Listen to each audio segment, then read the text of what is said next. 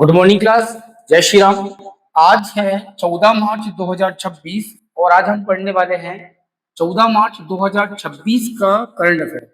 जैसा कि आप जानते हैं बेटा, बहुत सारे एग्जाम है भी, है ना, बहुत सारे एग्जाम है ना, और सभी एग्जाम में करंट अफेयर आता है ना, सभी एग्जाम में बेटा करंट अफेयर आता है। और आपके लिए क्लास जो है ना बहुत ही ज्यादा इंपॉर्टेंट होने वाली है। तो आपको नोट्स बनाते हुए माइंड में छापते हुए पढ़ना है ना। चलिए स्टार्ट करते हैं।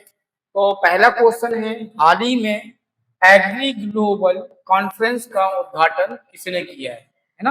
हाल ही में क्या क्या हो रहा है बेटा, एग्री ग्लोबल कॉन्फ्रेंस हो रहा है, उसका उद्घाटन किसने किया है बेटा, और ये कहाँ हो रहा है ना। सबसे पहली बात तो हम देखेंगे बेटा, ये हो रहा है नई दिल्ली में। कहाँ हो रहा है? नई दिल्ली में हो रहा है, ध्यान रखना, है ना। कहाँ हो रहा है? नई दिल्ली में हो रहा है बेटा, ध्यान रखना। तो कहाँ हो रहा है? भारतीय कृषि अनुसंधान परिषद में हो रहा है। कहाँ हो रहा है? भारतीय कृषि अनुसंधान अनुसंधान परिषद में हो रहा है, ठीक है ना। कहाँ हो रहा है बेटा? भारतीय कृषि अनुसंधान परिषद में हो रहा है। ICAR है ना, ICAR में हो रहा है, ठीक है ना। भारतीय कृषि अनुसंधान परिषद में हो रहा है ना। क्लियर है? तो ये कहाँ हो रहा है बेटा? कन्वेंशन सेंटर में हो रहा है। इस भारतीय कृषि अनुसंधान परिषद के कन्वेंशन सेंटर में हो रहा है। कन्वेंशन या कन्वेंशन सेंटर में हो रहा है। आपको इतना याद रखना है। सबसे पहली बात तो भारत में अभी हाल ही में एग्री ग्लोबल कॉन्फ्रेंस का उद्घाटन किया है। और ये कहाँ हो रहा है? तो ये हो रहा है नई दिल्ली में। ध्यान रखना है आपको, ये भारतीय कृषि अनुसंधान परिषद के कन्वेंशन सेंटर में हो रहा है। इतना आपके लिए ध्यान रखना है, ठीक है। अच्छा, इसका उद्देश्य की बात करेंगे। इसका उद्देश्य क्या है बेटा? उसका उद्देश्य क्या है? सबसे पहली बात उद्देश्य है तो महिला जो है ना, आपकी महिला है ना, महिला किसानों के लिए, महिला किसानों के लिए प्रोत्साहित करना बेटा, प्रोत्साहित करना, है ना। और नई नई नीतियों के बारे में इनको, है ना, जानकारी देना। इनका उद्देश्य क्या है? महिलाओं किसानों के लिए प्रोत्साहित करना और नई नीतियों की को जानकारी देना, इसका उद्देश्य है। और ये हो कर रहा है भारतीय कृषि अनुसंधान परिषद में हो रहा है ना। इसी 2026 की थीम की बात करेंगे बेटा। थीम क्या है बेटा? प्रगति करना या बढ़ाना, ठीक है ना।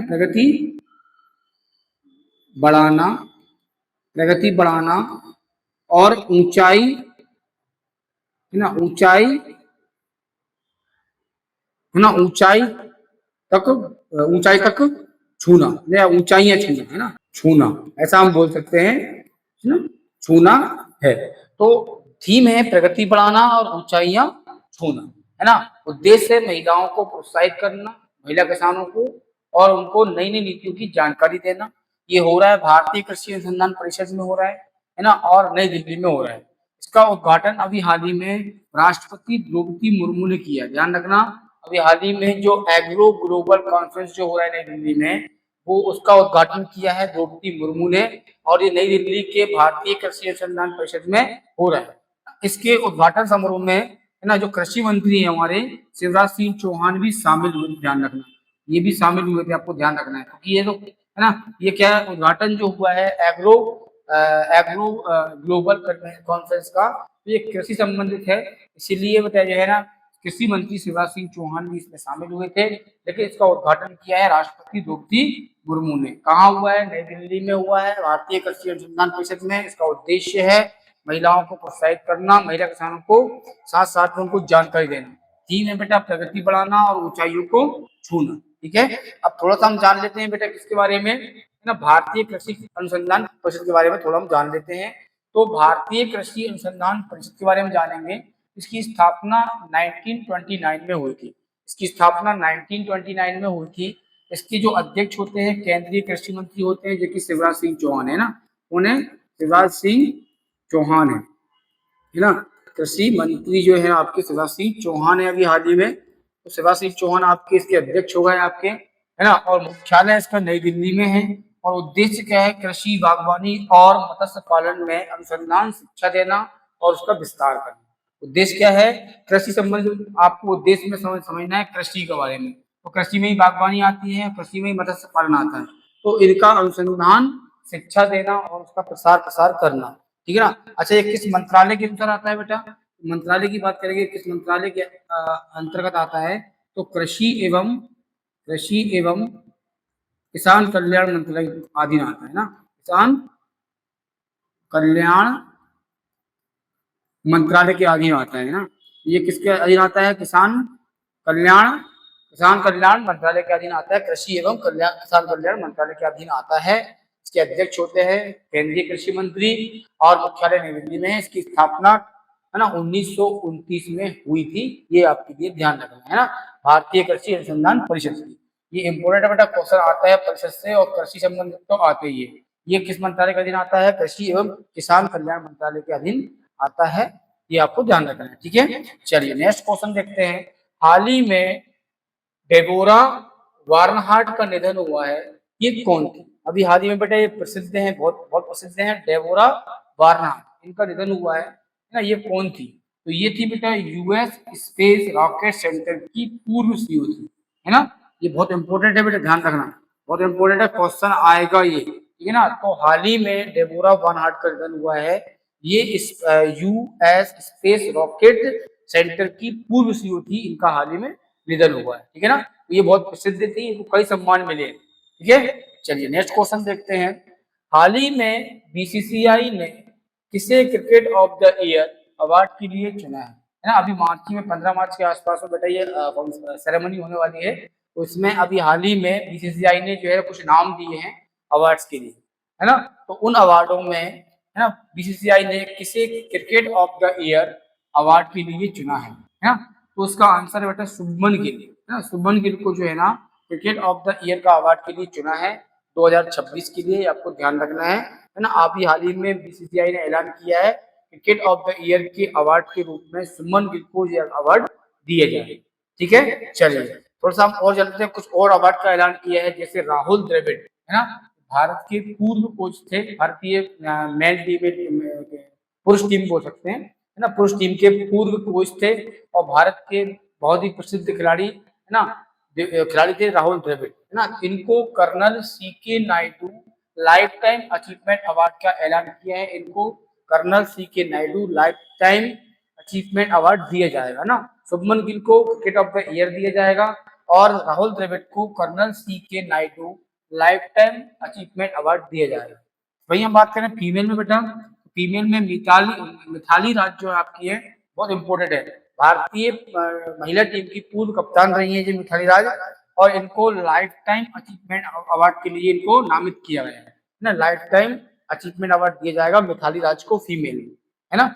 आयुष मात्रे बेटा बहुत इंपॉर्टेंट है, क्वेश्चन ध्यान रखना। ये अंडर 19 जो वर्ल्ड कप हुआ था अंडर 19, उसकी जो बेटा कप्तान रहे थे, टीम के कौन थे, कप्तान थे आयुष मात्रे, ठीक है ना। और इनको जो अवार्ड के लिए ऐलान किया है लाला अमरनाथ अवार्ड, इनके लिए लाला अमरनाथ अवार्ड दिया जाएगा आयुष मात्रे को, जो अभी हाल ही में अंडर 19 वर्ल्ड कप हुआ था उस टीम के जो भारतीय टीम के कप्तान रहे थे आयुष मात्रे, ठीक है। मुंबई एसोसिएशन जो अवार्ड दिया गया है ना, वो दिया गया है बेस्ट एसोसिएशन अवार्ड के रूप में मुंबई एसोसिएशन को चुना है, ध्यान रखना। थोड़ा सा मैंने उल्टा लिख दिया है, मिस कर दिया है इसको।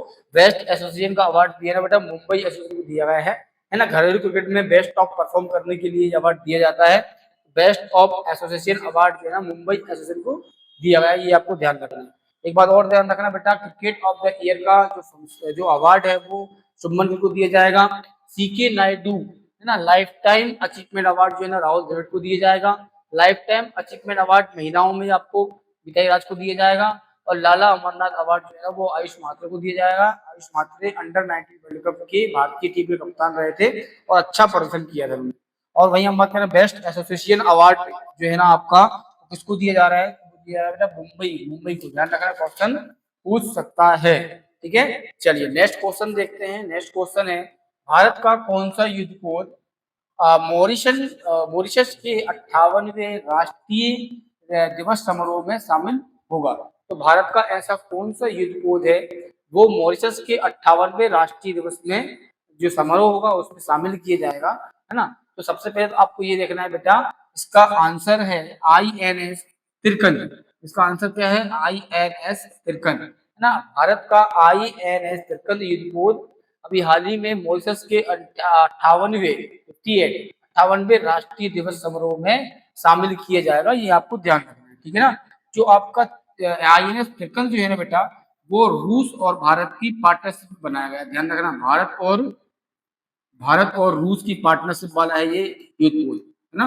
रूस, भारत और रूस के पार्टनरशिप में है बेटा, है ना, इसमें है बेटा, पार्टनरशिप में है, पार्टनरशिप में ये है ना, ध्यान रखना आपको, भारत और रूस के पार्टनरशिप में ये INS तिरकन बना हुआ है आपका।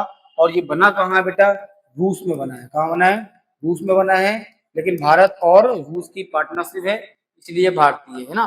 भारतीय नौसेना में, ध्यान रखना, है ना, इंडियन नेवी में, इंडियन नेवी बोल सकता हूँ, इंडियन नेवी में, इंडियन नेवी में इसको शामिल किया गया था 2013 में, ध्यान रखना, 2013 में इसको इंडियन नेवी में शामिल कर लिया गया था ना, शामिल कर लिया गया था, है ना, किया था, है ना। तो इंडियन नेवी में इसको 2013 में शामिल किया गया था, ठीक है ना। इसका उपनाम, एक और नाम है बेटा, स्टिल्थ, स्टिल्थ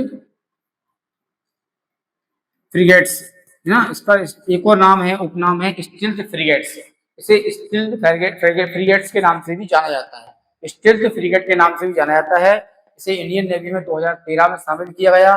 भारत और रूस की पार्टनरशिप में बना हुआ है, भारत और रूस का संयुक्त वाला है, और ये रूस में बना है, ठीक है ना। और ये भी हाल ही में मोसेस के 58वें राष्ट्रीय जो दिवस समारोह है उसमें शामिल किया जाएगा, INS तिरकन, ध्यान रखना, INS तिरकन, है ना। इसका नाम जो पड़ा है बेटा, आपने सुना होगा, पौराणिक कथाएं जो होती है उसमें एक तीर होता है, ये आपका 3 मुंह वाला होता है ना, इसीलिए इसको तिरकन कहा जाता है। इसके नाम जो है ना, आपके जो पौराणिक जो तीर हुआ करते थे ना आपके 3 मुंह वाले, है ना, इसके नाम पर इसका तिरकन नाम रखा है, क्या रखा है, तिरकन। इसका नाम जो है ना, पौराणिक कथा में जो आपकी पौराणिक जो महाभारत रामायण में जो तीर कमान हुआ करते थे ना, तीर, तो उसमें ऐसा मुंह होता था ना, इसके नाम पर तिरकन रखा है ना, क्लियर है। चलिए आगे हम बढ़ते हैं बेटा, आगे क्वेश्चन है, हाल ही में world para athletics grand prix 2026 में गोल्ड मेडल किसने जीता। अभी हाल ही में world para athletics grand prix 2026 में जो है गोल्ड मेडल किसने जीता है, ये आपको देखना है। तो इसका आंसर है शैलेंद्र कुमार ने। अभी हाल ही में शैलेंद्र कुमार ने world para athletics grand prix 2026 में गोल्ड मेडल जीता है ना, भारत के शैलेंद्र कुमार ने जीता, ये आपको ध्यान रखना है, इंपॉर्टेंट क्वेश्चन है ना। अभी गोल्ड मेडल जीता है भारत के शैलेंद्र कुमार ने world para athletics grand prix 2026 में, ठीक है। चलिए नेक्स्ट क्वेश्चन देखते हैं, अंतरराष्ट्रीय रेल कोच एक्सपो 2026 का शुभारंभ कहाँ हुआ, है, अंतरराष्ट्रीय रेल कोच एक्सपो 2026 का शुभारंभ कहाँ हुआ, है ना। तो उसका आंसर है बेटा चेन्नई में, कहाँ हुआ, चेन्नई में हुआ। और चेन्नई में कहाँ हुआ बेटा, ये चेन्नई में हुआ ना, चेन्नई में हुआ ICF में, कहाँ हुआ, चेन्नई के ICF में हुआ, मतलब integral integral integral coach factory में हुआ ना, कोच फैक्ट्री में हुआ, है ना। यहाँ पर जो है ना बेटा, कोच जो होते हैं ना, रेलवे के डिब्बे जो है ना, उनको आधुनिक तरीके से बनाना, भारत का जो आत्मनिर्भर बनाना भारत के कोचों के लिए, है ना, अच्छी फैसिलिटी से बनाना, जो मतलब उसके बारे में मतलब जो है ना डिसाइड किया जाएगा। तो ये अंतरराष्ट्रीय रेल कोच एक्सपो 2026 का शुभारंभ है चेन्नई के ICF इंटीग्रल कोच फैक्ट्री में इसका शुभारंभ किया। ये आपका समारोह चलेगा कुछ दिन, ठीक है। चलिए नेक्स्ट क्वेश्चन देखते हैं, हाल ही में मशहूर तमिल अभिनेता का निधन हुआ है ना, तो कौन से अभिनेता है। तो अभी हाल ही में तमिल अभिनेता जो मशहूर थे, है ना, वो निर्देशक भी थे, डायरेक्टर भी थे और अभिनेता भी थे, है ना, उनका हाल ही में निधन हुआ है। उनका नाम है थक्काली श्रीनिवासन। क्या नाम था बेटा, थक्काली श्रीनिवासन, है ना। थक्काली श्रीनिवासन जो एक क्या थे बेटा, डायरेक्टर भी थे और अभिनेता भी थे, ठीक है ना, अभिनेता भी थे और डायरेक्टर भी थे। इनका हाल ही में निधन हुआ है थक्काली श्रीनिवासन का, 72 साल की उम्र में निधन हुआ, ध्यान रखना, है ना, 72 साल की उम्र में इनका जो है ना निधन हो गया है थक्काली श्रीनिवासन का। ये तमिल फिल्मों के मशहूर अभिनेता थे, ध्यान रखना है ना। तो आज की बेटा करंट अफेयर इतना ही है, हाँ, अब मिलेंगे हम नेक्स्ट क्लास में, है ना। तो यदि आपको कुछ भी नया चाहिए हो, है ना, तो आप मुझे कमेंट में बोल सकते हैं। कुछ आपको लगता है, कुछ टॉपिक्स आपको समझ में नहीं आते हैं या कुछ लेट हो जाता है, है ना, या कुछ लिखा हुआ समझ में नहीं आता है, तो आप मुझे कमेंट में बता सकते हैं कि सर ये प्रॉब्लम है, तो मैं कोशिश करूंगा उसमें सुधार करने का, है ना। क्योंकि हैंड राइटिंग जो है ना आपको कोई दिक्कत दे सकती है, तो हैंड राइटिंग में कोई भी प्रॉब्लम हो तो आप मुझे बता सकते हैं, कमेंट कर सकते हैं, ताकि मैं उसको सुधार कर सकूँ, है ना। चलिए मिलेंगे नेक्स्ट क्लास में। जय श्री राम।